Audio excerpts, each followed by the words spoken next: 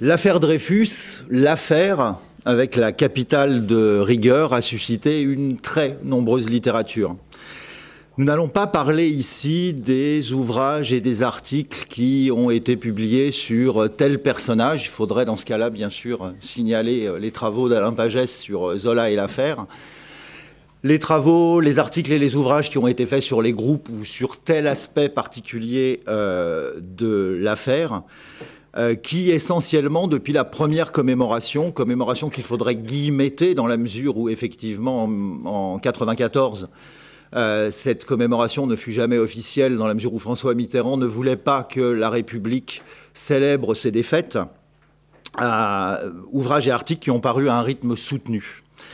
Alors même si aujourd'hui ce rythme s'est spectaculairement ralenti, non pas tant à cause d'un désintérêt certain, malgré tout, des lecteurs que pour des questions qui tiennent essentiellement à la logique marketing de l'édition, elle continue toutefois à petit train de sénateur.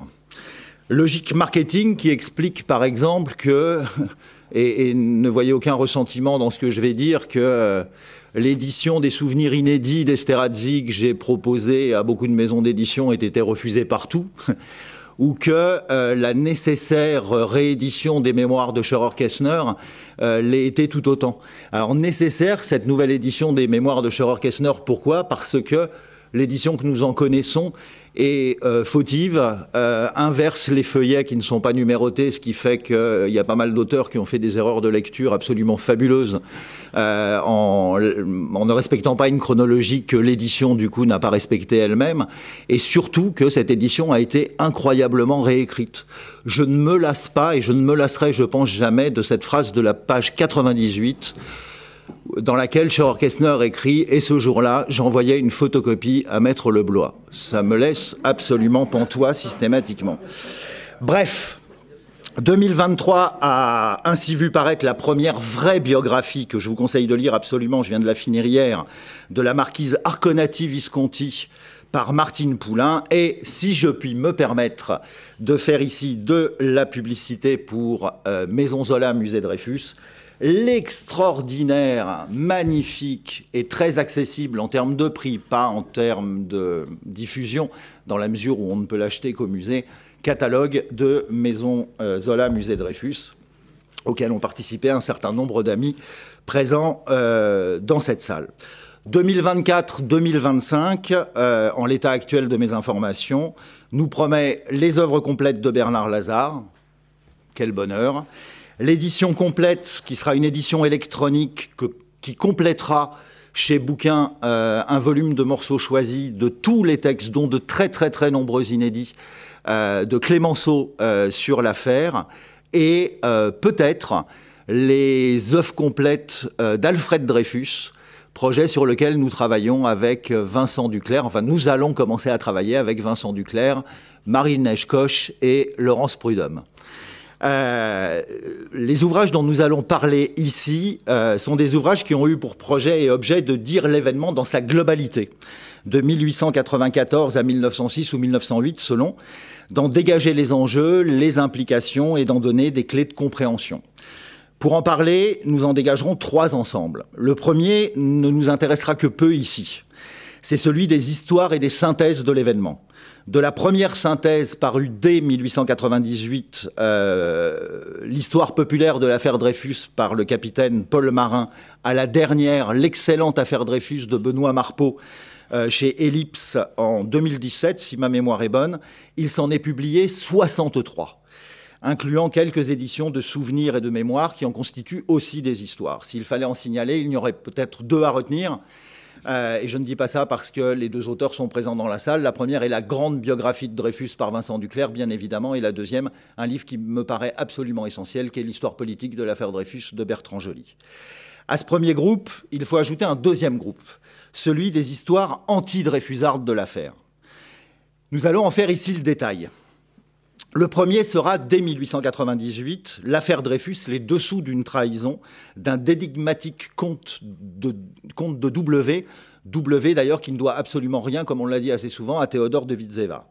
En 1904 paraîtra Joseph Reinach, historien, critique de la grande histoire de Reynac, par Henri Dutrey-Crozon, pseudonyme, on le sait, de 2 officiers, Larpan et Delebecq, mais je pense qu'il faudra ajouter 2 autres auteurs, qui sont d'une part le commandant Cuignet et grand anti-Dreyfusard, et d'autre part Charles Maurras, qui il y a effectivement beaucoup participé.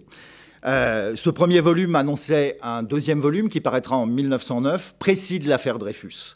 Réédité, augmenté en 1924 et en 1930, cet ouvrage qui s'inscrit dans le programme de révision de l'affaire Dreyfus que Maurras avait proposé à Barrès au lendemain même de la réhabilitation du capitaine, deviendra Bible anti-Dreyfusarde, la référence obligée de tous ceux que nous allons voir défiler à la suite. Le premier sera Jean Roget, fils du général Roget, chef d'orchestre de l'accusation contre Dreyfus et Picard en 1898-1899. L'affaire Dreyfus, ce que tout Français doit en connaître.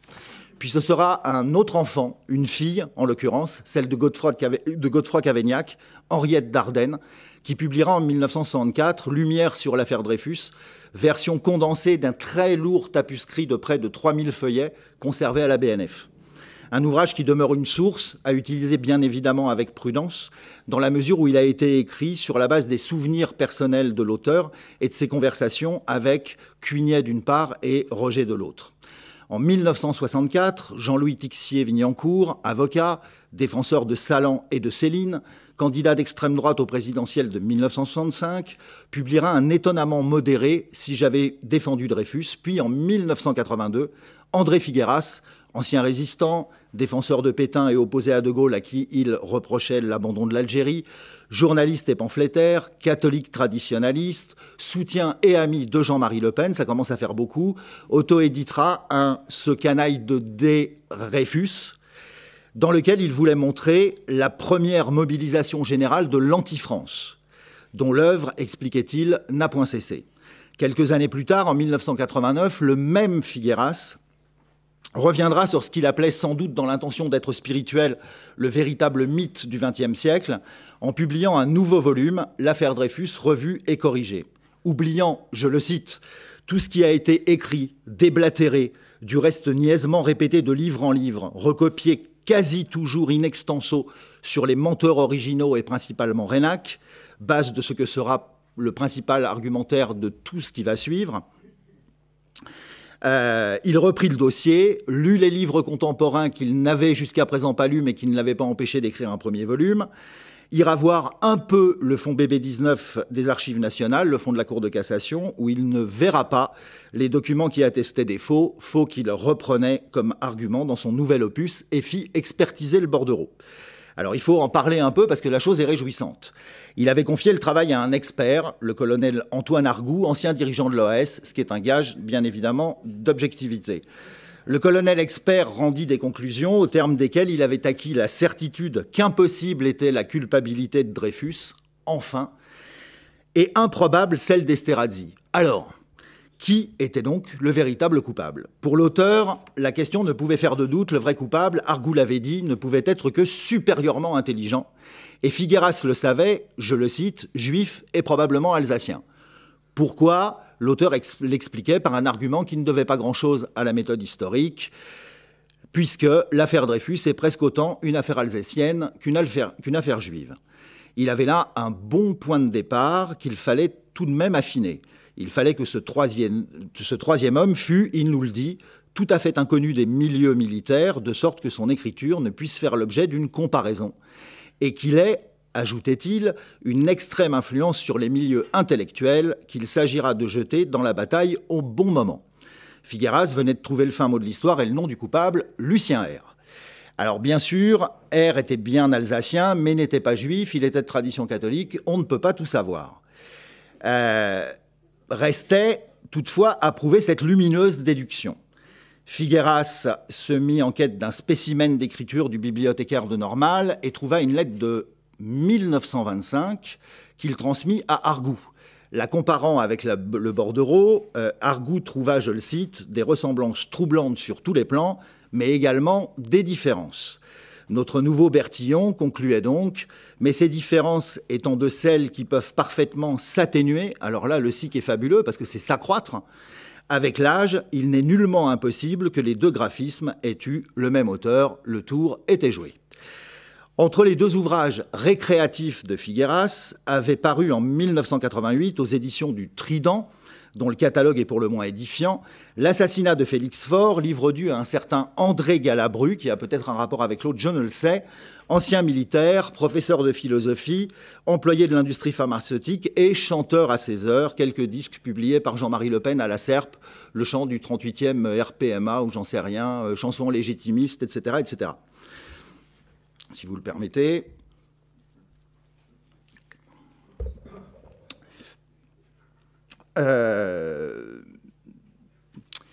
Y était défendue la thèse de l'assassinat de Félix Faure, dernier obstacle à la révision, et révélé en annexe un document sensationnel prouvant que le J'accuse n'était, je le cite, que le résultat d'un montage cosmopolite. Quelques années plus tard, en 1977, il publiera un nouveau volume, Variations sur l'affaire, plus particulièrement consacré à Cavaignac et à Félix Faure. Cette approche, c'est lui qui parle, non conformiste de l'affaire, dédiée au colonel Jean-Bastien Thierry, et s'adressant tout particulièrement, je le cite encore, aux amateurs d'histoire non trafiqués, avec une faute d'accord du participe, nous apprend que Dreyfus était coupable d'un crime dont il avait fait l'aveu, et que, moderne variation de la République juive de Charles Fleury ou des morts mystérieuses d'Albert Monniot, Datel, Henri, Félix Faure et Siffeton avaient été assassinés par les Dreyfusards. Datel, Henri, Félix Faure, Siffeton et Zola. Zola assassiné, lui aussi, par les Dreyfusards, syndicat de trahison et syndicat du crime.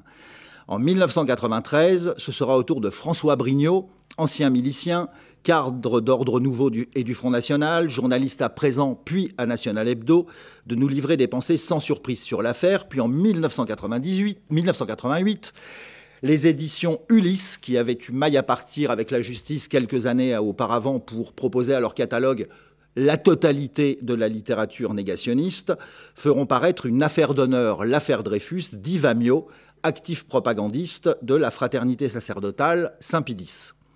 Très largement inspiré du Dutrec-Rozon et surtout du Dardenne, dont il ressemble à un résumé, il se proposait, pour contrer la résurgence de l'affaire en ces temps de commémoration, résurgence qui, c'est lui qui parle, s'inscrit dans un plan d'ensemble visant à culpabiliser le peuple français pour l'asservir plus aisément, d'offrir une étude d'œil neuf, c'est lui qui parle encore, quand il, c'est lui qui parle encore, remet en cause les thèses officiellement admises.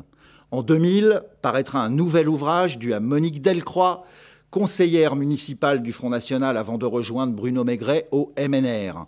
Ce Dreyfus Esterhazy, réfutation de la Vulgate, fut édité par les éditions de l'Ancre, maison d'édition dirigée par Philippe Randa, ancien du Parti des Forces Nouvelles et par la suite proche de la mouvance Soral-Dieudonné, et où avaient été publiés, entre autres, Guillaume Faye, Jean-Yves Le Gallou, Jean Mabire et Éric Delcroix, ancien d'Ordre Nouveau, collaborateur des Annales d'histoire révisionnistes, avocat de Forisson et candidat du Front National en 1997, avant, comme notre auteur, de rejoindre Maigret et le MNR.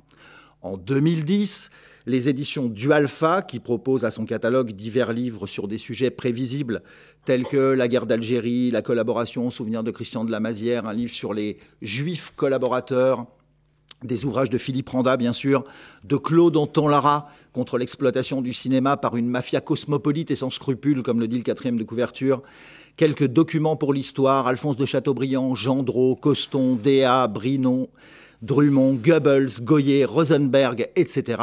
Le docteur Bernard Plouvier, auteur d'une biographie médicale et politique en 6 volumes d'Adolf Hitler, publiera cette ténébreuse affaire Dreyfus en 2 volumes, mis au point, ce sont ses mots encore, qui visent à dire la vérité que cachent, alors lui il parle d'habitude plus volontiers de mensonges, les auteurs académiques, et dont la principale est que l'affaire ne fut jamais qu'un vaste complot, à la tête duquel se trouvait le grand rabbin de France, Zadok Khan, qui, au premier jour de l'affaire, avait mis en contact Mathieu et Reynac pour mener une fantastique campagne médiatique.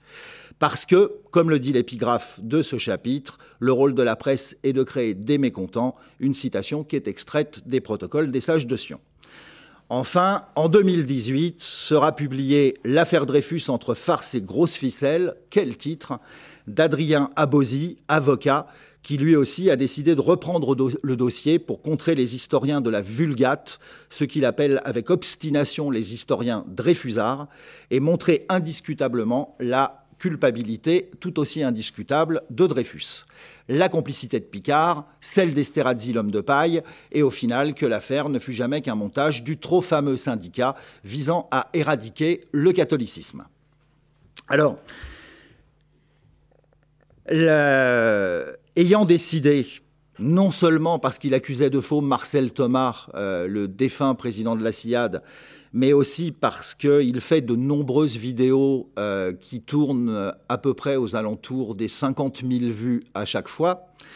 Ayant décidé donc, pour reprendre une expression d'un de mes étudiants, de le mettre en position latérale de sécurité, il rééditera l'exploit en publiant un nouvel opus en 2021, L'affaire Dreyfus, nouvelle réplique au camp Dreyfusard, réponse à nos critiques sur le blog de la CIAD qui montre peu de progrès et, comme le précédent, et comme pour les ouvrages de ses prédécesseurs, repose sur la prudente sélection des documents, les coupes arrangeantes dans les textes, les argumentations forcées et surtout une méconnaissance du sujet dont l'étendue peut donner une idée assez précise de ce qu'est l'infini. Il annonce maintenant un troisième volume qui devait paraître en octobre et qui n'est toujours pas là, sous un angle d'attaque, comme il le dit, qui n'avait jamais encore été utilisé. Il ajoute « si la Providence le permet ». Apparemment, la Providence ne l'a pas écouté, mais le livre devrait paraître et je l'attends avec une impatience trépignante. À ce deuxième groupe, il nous faut maintenant ajouter le troisième, qui est celui qui va nous intéresser aujourd'hui. Depuis 1934 et la publication de l'Histoire et psychologie de l'affaire Dreyfus d'Henri Mazel, nombreux sont les auteurs qui ont tenté de trouver le chaînon manquant, de nous dire le mystère de l'affaire, puisque nous le savons, et nous le savons de plus en plus, il existe des secrets d'histoire et que plane toujours l'ombre d'un doute. L'affaire ne serait pas une simple histoire ou une histoire simple. Alors, il n'y avait rien. Alors, toute cette affaire colossale est partie d'une histoire absurde, sans importance, sans intérêt, écrira Henri Guillemin pour moquer un peu la thèse qu'exposait Marcel Thomas dans son affaire sans Dreyfus, comme nous l'a dit tout à l'heure Alain. Je continue avec Henri Guillemin. Monsieur Thomas nous déclare « Ne vous excitez pas. L'affaire Dreyfus, cet Himalaya, aurait dû rester ce qu'elle était, une taupinière. La souris accoucha d'une montagne. Mais oui, entendu, Dreyfus était innocent. Seulement, n'allez point chercher là d'énigme, aucune énigme, aucun arrière-plan, aucun double fond où serait tapi le grand criminel cher à monsieur Paléologue. Tout fut très simple et très plat. Les militaires se sont trompés en toute bonne foi quand ils ont cru Dreyfus coupable, et ils ont eu tort, c'est humain, de ne point avouer leur erreur.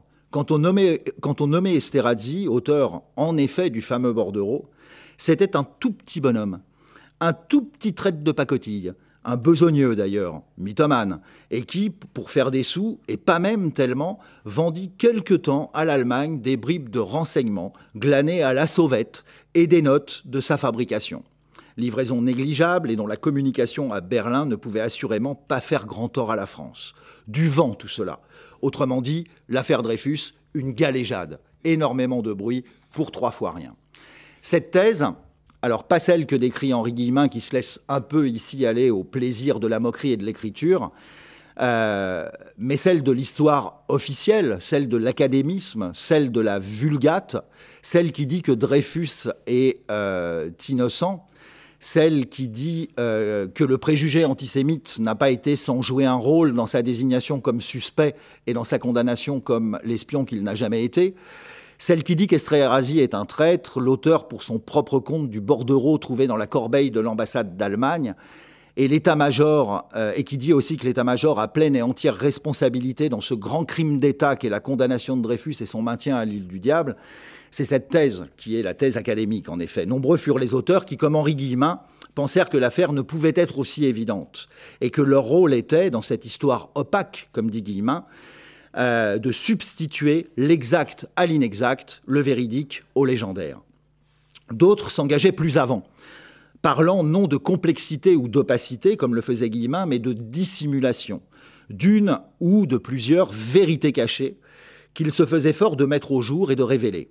L'histoire est une grande dame mythomane, écrit Jean Chéras, qui cherche à nous maintenir en enfance en se mettant ainsi au service de ceux qui nous gouvernent. Mais quelle que soit leur perspective, ils furent nombreux en effet. Avant de nous y intéresser, je vais en redresser la liste, j'ai failli ne pas le faire et finalement je vais le faire parce qu'il y en a à ajouter. Alain nous l'a donné tout à l'heure. Le Mazel, tout d'abord, en 1934, nous l'avons déjà évoqué. Puis en 1955, le journal de l'affaire Dreyfus de Maurice Paléologue. En 1960, d'Esterhazy à Dreyfus d'Henri Giscard d'Estaing. En 1962, l'énigme Esterhazy-Guillemin. En 1972, l'affaire Dreyfus, la clé du mystère de Michel de Lambarès. En 1975, Dreyfus ou l'intolérable vérité de Jean Chéras et Patrice Boussel. En 1977, l'espionnage à travers les âges de Jean-Pierre Allem. En 1985, l'affaire Dreyfus de Michel de Lambarès, deuxième livre. En 1988, La terrible vérité de Max Germann, qui avait été publié dans les Cahiers naturalistes. En 1993, L'affaire et le grand secret, le capitaine Dreyfus ou l'épopée du 75 de d'Ida-Marie Frandon. Et Les secrets de l'espionnage français de 1870 à nos jours de Pascal Cropp. En 1994, Un secret bien gardé, histoire militaire de l'affaire Dreyfus de Jean Doise. En 2000, Le bureau des secrets perdus de Jean-François Adoniot et les vérités cachées de l'affaire Dreyfus d'Armand Israël. En 2008, L'histoire interdite, révélation sur l'histoire de France de Franck Ferrand. En 2011, Journal intime d'un arbre, et oui, de Didier van Kovlaert. En 2012, Le dossier secret de l'affaire Dreyfus de Pauline Peretz, Pierre Gervais et Pierre Stutin. Et en 2014, Les mensonges les plus incroyables de l'histoire de Luc Marie et Philippe Valode. Alors, cette littérature du doute et du soupçon, pour reprendre l'expression de Vincent Duclerc, est bien nombreuse et varie la plupart du temps concernant l'affaire deux idées, indépendantes ou se recoupant selon les auteurs. Celle de l'intox, visant à protéger la conception et la production d'un canon, le canon de 75, et celle du troisième homme, le premier étant Esterhazy, le deuxième donc le commandant Veil, troisième homme qui aurait été, Alain nous en a parlé tout à l'heure, un grand seigneur, un officier général, confident des secrets les plus sensibles, qui, malgré lui ou en toute conscience, suivant, aurait été à la manœuvre et qu'il fallait protéger ou, selon, perdre. Alors, avant de faire le tour de ces thèses, qui sont nombreuses, diverses et contradictoires, il nous faut mettre de côté un ouvrage, Le dossier secret de l'affaire Dreyfus de Pauline Peretz, Pierre Gervais et Pierre Stutin, qui, lui, ne porte pas sur l'intox ou sur un hypothétique troisième homme, mais sur les vraies raisons de la condamnation de Dreyfus. Ce n'aurait pas été tant l'ordre implicite que constituaient les interviews données aux journaux par le général Mercier un mois avant le procès, ou la transmission du dossier secret qui aurait emporté la décision des juges, mais le contenu du dossier, en y faisant figurer des morceaux de la correspondance érotique, ça resterait à discuter, échangés par les attachés militaires et donc en tablant sur l'homophobie des juges. Alors pour ce faire, les trois auteurs ont travaillé sur le dossier secret, qu'ils ont eu un grand mérite qui a été de le révéler, et pour le faire parler, l'ont soumis à une méthode renouvelée, assure-t-il, inspirée des techniques mises au point par les médiévistes pour l'analyse des manuscrits anciens et des procès. Et ils ont sur cette base proposé un nouveau descriptif, construction sous-jacente d'une véritable narration par les accusateurs. Alors nous avons j'ai soutenu une longue controverse avec les auteurs, et je ne vais pas y revenir, ne serait-ce que parce que les nombreux arguments, très nombreux arguments qui ont été développés, n'ont au final aucun intérêt quand on considère juste que leur hypothèse de travail, qui est une énigmatique en effet, numérotation à l'encre rouge de quelques pièces du dossier, s'écroule après la découverte d'une pièce oubliée par eux, numérotée avec cette même encre rouge, en doublon de celle retenue pour servir leur démonstration, une lettre de Schwarzkoppen au colonel Leloup de Sancy du 26 octobre 1893, simple et donc peu accablante au point de vue de la défense nationale comme celui de l'homosexualité, demande de transmission au ministre d'une lettre. Maintenant, revenons à nos auteurs du doute et du soupçon. Alors nous n'allons pas prendre un à un ces volumes pour en montrer la vacuité et la vanité, nous l'avons fait ailleurs, et après les listes que je vous ai précédemment infligées, je craindrais de vous perdre à nouveau, et ce coup tout à fait. Tentons plutôt d'en dégager ce qui les caractérise. Et pour ça, je vais aller chercher Alain Pagès. En 1991, dans son Émile Zola, un intellectuel Dans l'affaire Dreyfus, Alain Pagès a proposé un schéma très utile permettant, dans ce maquis des thèses et des hypothèses, d'y voir plus clair. Je vais ici le reprendre en synthèse, en le complétant de quelques autres thèses ou hypothèses, soit laissées de côté par Alain, soit qui ont paru depuis la parution de son livre. Alain Pagès distingue ainsi deux courants. Celui qui présente Esterhazy comme un traître et celui qui le considère comme un agent double. Dans le premier, Esterhazy est un traître, Alain groupe deux thèses. La première est la thèse dite classique, que nous avons déjà évoquée et que nous allons oublier parce qu'elle ne pose rigoureusement aucun problème. Et la deuxième, la seconde, est celle d'Henri Guillemin. En fait, elle est constituée par Henri Guillemin seul, qui expose d'une part la conviction des accusateurs de Dreyfus de son innocence et présente un montage visant à avertir discrètement, dans un premier temps, un grand seigneur bien maladroit et imprudent, et dans un second, à le protéger.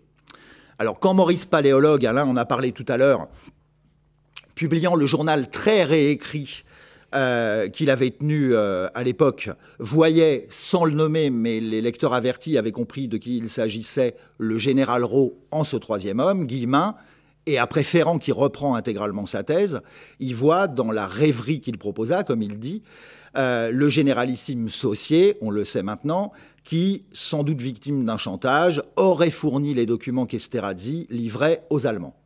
Sander, le chef du service des renseignements, de la section de statistiques, ayant fait cette découverte, alors aurait fait écrire à Esterhazy un bordereau reprenant des documents précédemment livrés, dans le but que la photographie vint sous les yeux de Saussier et qu'il comprit que tout étant découvert, il lui faudrait à l'avenir, comme dit Guillemin, se montrer plus circonspect. La seule chose qu'il n'avait pas prévue, c'est que le zélé d'Aboville découvrirait dans ce bordereau, ce faux document de trahison donc, la main d'un jeune stagiaire, le capitaine Dreyfus, qui vraiment n'avait rien à y voir. Nous allons y revenir. Le second courant est celui qui considère Esterhazy comme agent double. Alain Pagès distingue dans ce second courant 3 thèses, et j'en ajouterai 6. Ouais. Alors celle, tout d'abord, qui sait Dreyfus innocent et dont l'affaire ne serait qu'un épisode de la lutte entre services secrets, lutte dont Dreyfus n'aurait été en fait qu'une victime collatérale. Intox des Français, toujours pour protéger l'habituel canon de 75, c'est la thèse de Max Guermann et d'Ida-Marie Frandon. Intox des Allemands, c'est celle de Mazel et de Lombarès et de Kropp qui, ajoutons-le pour les deux derniers, la compliquent en présentant le bordereau, allemand donc, comme une réponse aux manœuvres françaises d'Intox dirigées par le troisième homme, Saussier, comme chez Guillemin. La troisième thèse est celle d'Armand Charpentier, qui, avant de nous prouver qu'Henri, retrouvé après avoir avoué son faux, la gorge tranchée dans sa cellule, était en fait toujours vivant et, si ma mémoire est bonne, vivait en Amérique du Sud, fait preuve d'originalité, enfin d'une seconde originalité du coup, en présentant certes le bordereau comme étant l'œuvre d'Esterhazy et écrit à la demande de Sander, mais dans le but de perdre Dreyfus, dans la mesure où Dreyfus, précédemment, dans une improbable lettre d'Alsace que personne n'a jamais vue, lettre qu'il dénonçait comme traître. Alors, en s'inspirant d'une idée trouvée dans un roman publié en feuilleton par le Petit Journal quelques mois avant l'affaire Dreyfus, Les deux frères de Louis Létang, et dont l'histoire effectivement a de curieux rapports et pourrait même sembler prémonitoire, Sander et son collaborateur Henri auraient bâti tout un scénario dont Esterhazy, qui offrait l'avantage d'avoir une écriture proche de celle de Dreyfus, permettrait la réalisation. Sur les indications de Sander, Esterhazy aurait donc écrit le bordereau qui, déposé à l'ambassade d'Allemagne pendant une absence de l'attaché militaire allemand Schwarzkoppen, aurait été récupéré par la voie ordinaire, donc la célèbre Madame Bastian. Voilà donc pourquoi Esterhazy ne commit aucun acte de trahison, c'est l'auteur qui parle, et que Sander mort, Henri s'était retrouvé seul, détenteur du terrible secret, pour la protection duquel il manœuvra contre Picard et aurait commis tous ses faux. Alors, à ce schéma donc, que nous proposait Alain Pagès, j'ajoute 6 thèses, qui sont des variations sur la question d'Esterhazy agent double. La première est celle de Jean Doise, thèse reprise par Alem quelques années plus tard, qui présente l'affaire comme une affaire d'intox à la triple stratégie, visant à protéger le lassant canon de 75, crédibilisant l'agent double Esterhazy et permettant de se débarrasser de Dreyfus accusé de trahison par la fameuse lettre d'Alsace récupérée chez Charpentier. La deuxième est celle d'Armand Israël, qui, dans ses Vérités cachées de l'affaire Dreyfus, quel titre, développe aussi une histoire d'intox visant à protéger le fatigant canon de 75 et pour laquelle aurait été fabriqué le bordereau, écrit par Esterhazy à la demande de Sander. Mais Esterhazy, officier de troupe, n'étant pas suffisamment crédible,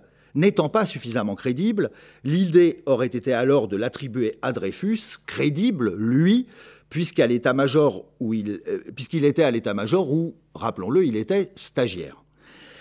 Un bordereau d'intoxication, mais qui, nous explique l'auteur, ne serait jamais parvenu à Schwarzkoppen, qui du coup écroule la thèse toute seule. La thèse suivante, alors nous ne présentons pas les thèses de manière chronologique mais logique, est celle de Giscard d'Estaing, qui est le cousin d'Edmond et le père du Valéry du même nom. Sur la base du journal de paléologue, il se concentre aussi, comme le fera Guillemin 2 ans après lui, sur le troisième homme qu'il identifie comme étant le général Mercier. Mais le général Mercier de Giscard n'est pas le général Saussier de Guillemin. Il n'est pas la victime d'un chantage, mais il est un fin stratège à l'origine d'une intox visant à protéger l'éprouvant canon de 75. C'est lui qui, le premier, défendit d'ailleurs cette thèse, reprenant un article de 1915, qui est vraiment la première occurrence, publié en un album intitulé « Une merveille du génie français, notre 75 ». La quatrième thèse est celle de Jean Chéras, reprise et complément du film débat sorti l'année précédente, et qu'on peut toujours voir et qui est d'ailleurs assez passionnant à voir. Chéras y proposait, passionnant à voir, ne serait-ce que parce qu'il témoigne Brignot, Krivine, Edgar Faure, Jean-Pierre Bloch, Guillemin, Mitterrand, etc., etc. Alors, Chéras y proposait une hypothèse originale, ce sont ses mots, qui était déjà présente dans son film et qu'il faut expliquer. Selon lui, l'affaire Dreyfus était un télescopage entre deux affaires, une affaire française et une affaire allemande. Du côté français, elle était une machination antisémite montée par le commandant Biot, journaliste à la Libre Parole et un des promoteurs de la campagne de 1892 contre la présence des Juifs dans l'armée, cette campagne célèbre, qui verra la mort du pauvre Armand Meyer, achevé en duel par l'antisémite Markin Morès. Donc une machination qui avait pour but, je le cite, non seulement de porter atteinte à la politique républicaine des Juifs, mais aussi et surtout de discréditer le régime de la Troisième République avec un scandale touchant à la défense nationale et à ce mythe de la revanche qui traumatisait littéralement les Français. L'idée était, je le cite encore, de trouver un officier juif alsacien et promis à un bel avenir, c'est-à-dire Saint-Cyrien ou polytechnicien, d'observer attentivement son comportement s'il accédait à un des plus hauts niveaux du ministère de la Guerre, état-major de l'armée, et de lui coller une vilaine affaire d'espionnage sur le dos. Fin de citation. Donc c'est ainsi qu'aurait été choisi Dreyfus. Mais pour que son plan pût réussir, il fallait, je le cite, disposer au ministère ou à l'état-major des hautes oreilles favorables, sinon de complicité de premier ordre. Donc Mercier aurait été le premier conquis contre la promesse du soutien de la presse de droite, puis Gons, Henry, Laute, Boisdeffre et, comme dit Chéras, probablement bien d'autres. Sur la base du roman de Louis Létang, donc idée reprise de chez Charpentier, il aurait machiné donc l'affaire, piégé la victime choisie, ce dont aurait été chargé d'Aboville, qui était un ami avec lequel il allait souvent à la chasse. Esterhazy alors. Et c'est là que commençait la seconde affaire, l'affaire allemande. Et Chéras, pour l'expliquer, reprenait la thèse de Lombarès. Voilà. La cinquième thèse est celle de Jean-François Degnaud, que reprendra Didier Van Covelert dans son journal intime d'un arbre. Elle était elle-même reprise d'ailleurs d'Ida Marie Frandon, qui présente Dreyfus comme courageux patriote, prisonnier d'apparence ambiguë, je me demande bien ce que veut dire cette phrase, qui aurait donc accepté, Dreyfus, une culpabilité temporaire pour protéger l'épuisant canon de 75. La sixième et dernière thèse de Marie et Valode, développée dans les mensonges les plus incroyables de l'histoire, quel titre encore, reprenait en un savant cocktail Guillemin, Guermann et Frandon. L'exténuant canon de 75 y était encore convoqué et l'affaire devenait une manipulation des services secrets visant à détourner l'attention des Allemands. Détourner leur attention tout en donnant une bonne leçon associée, informateur d'Esterhazy, non après un chantage comme chez Guillemin, mais par imprudence ou maladresse. Alors, tous ces ouvrages, toutes, et je cite Vincent Duclerc, ces élucubrations les plus futiles proférées du haut de l'érudition la plus revendiquée et la moins solide sur les mystères cachés de l'affaire Dreyfus, posent de sérieux problèmes. Maltraitant la chronologie, montant en épingle des pièces auxquelles ils font dire ce qu'elles n'ont jamais dit et que d'autres pièces dont ils ignorent tout contredisent, truffés d'erreurs sur les noms, les dates, les faits, s'arrangeant souvent avec les textes, extraits de leur contexte ou coupés pour servir le propos, elles ne résistent pas à l'examen pour qui connaît un peu la question, même si elles séduisent souvent le journaliste et après lui le lecteur modérément informé. Et cette entreprise, comme pour celle de nos samizdates anti-Dreyfusards, est tellement vaine qu'il n'est pas un de ces ouvrages dont l'argumentation ne se démonte toute seule tant elle est impossible à soutenir. Nous pourrions multiplier les exemples pour notre édification et nous apporter aussi un peu de joie dans cette période qui nous en prive cruellement. Nous ne citerons qu'un exemple que nous irons chercher chez Giscard parce qu'il est absolument hallucinant. Critique avisé, corrigeant au passage les erreurs de paléologue, et entre autres celle de la complicité d'Henri avec Esterhazy, dont, dans sa grande histoire, Reynac avait fait l'axe de sa lecture de l'affaire. Alors, Reynac, que Giscard s'obstine à nommer pour une raison que je ne m'explique mal, Bernard Lazare, tout le temps. Il l'appelle Bernard Lazare, je ne sais pas. Donc, les défenseurs de Dreyfus auraient défendu une thèse simple. Dreyfus était innocent et Esterhazy coupable. Jusque-là, tout va. Mais après la déposition au procès Zola du général de Pellieux, celle au cours de laquelle il avait établi qu'Esterhazy n'avait pu être en mesure de livrer les documents énumérés au bordereau, ils avaient dû revoir leur copie. Bernard Reynac avait donc dû trouver un complice à Esterhazy, un complice qui devait bien sûr appartenir à l'état-major. Henri serait donc ce complice, thèse qui ne pourrait être contredite puisqu'Henri avait avoué son faux et s'était tué. Joseph Lazare en aurait fait alors son grand cheval de bataille, comme Zola d'ailleurs, sur la base de, je cite Giscard, ce bagage sommaire dont il ce bagage sommaire enfla les effets oratoires de sa fameuse lettre J'accuse. Avez-vous compris? Je ne pense pas. Je recommence. En février 1898, au procès Zola, Zola et Reynac, qu'on peut arrêter de nommer Lazare, avaient rejeté toute la responsabilité sur Henri, qui offrait l'avantage d'être mort depuis 7 mois plus tard. Et parce qu'en février 1898, ils avaient pris conscience de cela, Zola pourra en parler dans son J'accuse le mois précédent. Comme l'écrit Giscard à propos de Charpentier, soyons magnanimes et arrêtons là un massacre trop facile. Toutes ces thèses ne sont pas tant problématiques parce qu'elles ne tiennent pas, parce qu'elles créent du sensationnel où il n'y en a pas, ou plutôt où il y en a déjà suffisamment et dont on pourrait se satisfaire. Parce qu'elle était extraordinaire, on la voulait plus extraordinaire encore, écrivit Joseph Reynac. Qui d'ailleurs n'eut jamais Bernard Lazare pour pseudonyme. Elles sont avant tout problématiques parce que, et là il faut exclure Guillemin de la liste, elles entraînent le lecteur crédule sur un chemin bien périlleux.